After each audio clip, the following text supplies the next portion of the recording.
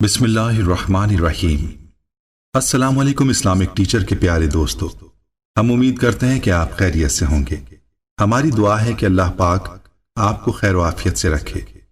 پیارے دوستو، اللہ تعالیٰ نے اپنے تمام انبیاء کو مختلف معجزات سے نوازا اور ہر مسلمان کا ان معجزات پر مکمل یقین ہے کہ یہ معجزات حق اور سچ ہیں۔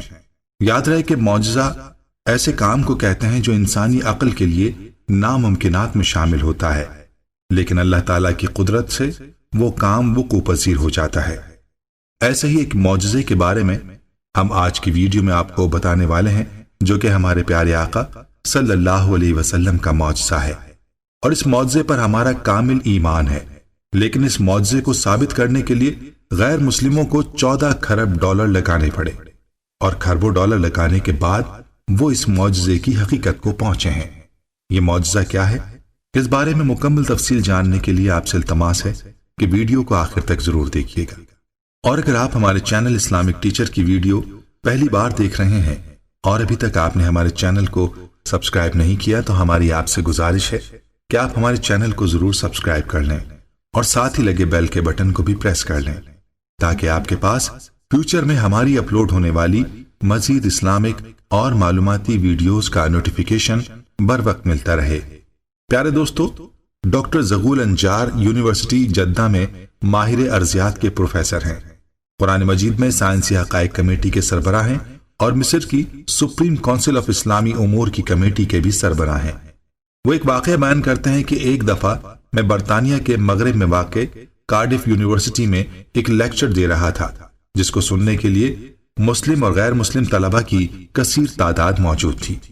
قرآن میں بیان کردہ سائنسی حقائق پر جامع انداز میں گفتگو ہو رہی تھی کہ ایک نو مسلم نوجوان کھڑا ہوا اور مجھے سورہ قمر کی ابتدائی آیات کی طرف اشارہ کرتے ہوئے کہا کہ سر، کیا آپ نے اللہ تعالیٰ کے اس فرمان پر غور فرمایا ہے؟ کیا یہ قرآن میں بیان کردہ ایک سائنسی حقیقت نہیں ہے؟ ڈاکٹر زغول انجار نے جواب دیتے ہوئے کہا کہ نہیں، کیونکہ سائنس کی دریافت کردہ حیران کن اشیاء یا واقعات کی تشریح سائنس کے ذریعے کی جا سکتی ہے، مگر معجزہ ایک مافوق الفطرت شے ہے جس کو ہم سائنسی اصولوں سے ثابت نہیں کر سکتے۔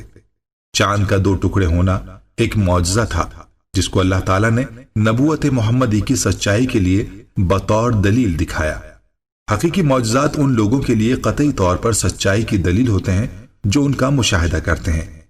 ہم اس کو اس لیے معجزہ تسلیم کرتے ہیں کیونکہ اس کا ذکر قرآن و حدیث میں موجود ہے۔ اگر یہ ذکر قرآن و حدیث میں موجود نہ ہوتا تو زمانے کے لوگ اس کو معجزہ تسلیم نہ کرتے۔ علاوہ ازیں ہمارا اس پر بھی ایمان ہے کہ اللہ ہر چیز پر قدرت رکھتا ہے۔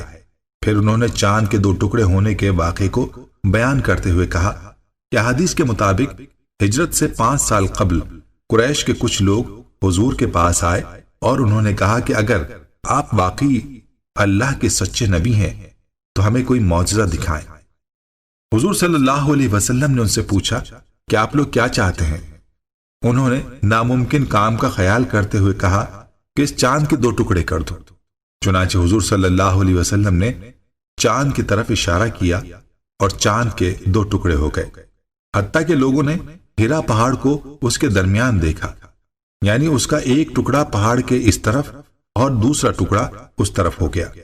ابن مسعود رضی اللہ تعالیٰ عنہ فرماتے ہیں سب لوگوں نے اسے بخوبی دیکھا اور آپ صلی اللہ علیہ وسلم نے فرمایا، دیکھو، یاد رکھنا اور گواہ رہنا، کفار مکہ نے یہ دیکھ کر کہا کہ یہ نعوذ باللہ رسول اللہ کا جادو ہے۔ کچھ اہل دانش لوگوں کا خیال تھا کہ جادو کا اثر صرف حاضر لوگوں پر ہوتا ہے، اس کا اثر ساری دنیا پر تو ہو نہیں سکتا۔ چنانچہ انہوں نے طے کیا کہ اب جو لوگ سفر سے واپس آئیں گے ان سے پوچھو کہ کیا انہوں نے بھی اس رات چاند کو 2 ٹکڑے دیکھا تھا۔ چنانچہ جب وہ آئے ان سے پوچھا، انہوں نے بھی اس کی تصدیق کی کہ ہاں، فلاں شب ہم نے چاند کے 2 ٹکڑے ہوتے دیکھا۔ کفار کے مجمع نے یہ طے کیا تھا کہ اگر باہر کے لوگ آ کر یہی کہیں تو حضور صلی اللہ علیہ وسلم کی سچائی میں کوئی شک نہیں۔ اب جو باہر سے آیا، جب کبھی آیا، جس طرف سے آیا، ہر ایک نے اس کی شہادت دی کہ ہم نے اپنی آنکھوں سے دیکھا۔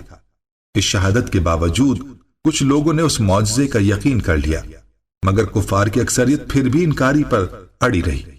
اسی دوران ایک برطانوی مسلم نوجوان کھڑا ہوا اور اپنا تعارف کراتے ہوئے کہا، میرا نام داؤد موسیٰ پیٹ کاک ہے، میں اسلامی پارٹی برطانیہ کا صدر ہوں۔ وہ اپنی بات جاری رکھتے ہوئے بولا کہ سر، اگر آپ اجازت دیں تو اس موضوع سے متعلق میں بھی کچھ عرض کرنا چاہتا ہوں۔ میں نے کہا ٹھیک ہے، تم بات کر سکتے ہو۔ اس نے اپنی بات کو آگے بڑھاتے ہوئے کہا کہ اسلام قبول کرنے سے پہلے جب میں مختلف مذاہب کی تحقیق کر رہا تھا، ایک مسلمان دوست نے مجھے قرآن شریف کی انگلش تفسیر پیش کی۔ میں نے اس کا شکریہ ادا کیا اور اسے گھر لے آیا۔ گھر آ کر جب میں نے قرآن کو کھولا تو سب سے پہلے میری نظر جس صفحے پر پڑی وہ یہی سورہ قمر کی ابتدائی آیات تھیں۔ ان آیات کا ترجمہ اور تفسیر پڑھنے کے بعد میں نے اپنے آپ سے کہا کہ کیا اس بات میں کوئی منطق ہے؟ کیا یہ ممکن ہے کہ چاند کے دو ٹکڑے ہوں اور پھر آپس میں دوبارہ جڑ جائیں؟ وہ کون سی طاقت تھی جس نے ایسا کیا؟ ان آیات کریمہ نے مجھے اس بات پر آمادہ کیا کہ میں قرآن کا مطالعہ برابر جاری رکھوں۔ کچھ عرصے کے بعد میں اپنے گھریلو کاموں میں مصروف ہو گیا، مگر میرے اندر سچائی کو جاننے کی تڑپ کا اللہ تعالیٰ کو خوب علم تھا۔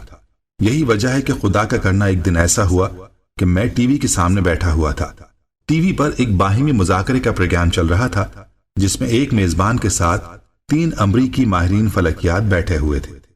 ٹی وی شو کا میزبان سائنسدانوں پر الزام لگا رہا تھا کہ اس وقت جب کہ زمین پر بھوک، افلاس، بیماری اور جہالت نے ڈیرے ڈال رکھے ہیں، آپ لوگ بے مقصد خلا میں دورے کرتے پھر رہے ہیں۔ جتنا روپیہ آپ ان کاموں پر خرچ کر رہے ہیں وہ اگر زمین پر خرچ کیا جائے تو کچھ اچھے منصوبے بنا کر لوگوں کی حالت کو بہتر بنایا جا سکتا ہے۔ بحث میں حصہ لیتے ہوئے اور اپنے کام کا دفاع کرتے ہوئے ان تینوں سائنسدانوں کا کہنا تھا کہ یہ خلائی ٹیکنالوجی زندگی کے مختلف شعبوں، ادویات، صنعت اور زراعت کو وسیع پیمانے پر ترقی دینے میں استعمال ہوتی ہے۔ انہوں نے کہا کہ ہم سرمائے کو ضائع نہیں کر رہے بلکہ اس سے انتہائی جدید ٹیکنالوجی کو فروغ دینے میں مدد مل رہی ہے۔ جب انہوں نے بتایا کہ چاند کے سفر پر آنے جانے کے انتظامات پر $1 کھرب خرچ آتا ہے تو ٹی وی میزبان نے چیختے ہوئے کہا کہ یہ کیسا فضول پن ہے، ایک امریکی جھنڈے کو چاند پر لگانے کے لیے $1 کھرب خرچ کرنا کہاں کی عقل بندی ہے؟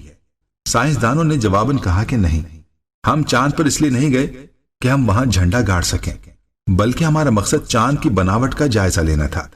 دراصل ہم نے چاند پر ایک ایسی دریافت کی ہے جس کا لوگوں کو یقین دلانے کے لیے ہمیں اس سے دگنی رقم بھی خرچ کرنا پڑ سکتی ہے، مگر تاحال لوگ اس بات کو نہ مانتے ہیں اور نہ ہی کبھی مانیں گے۔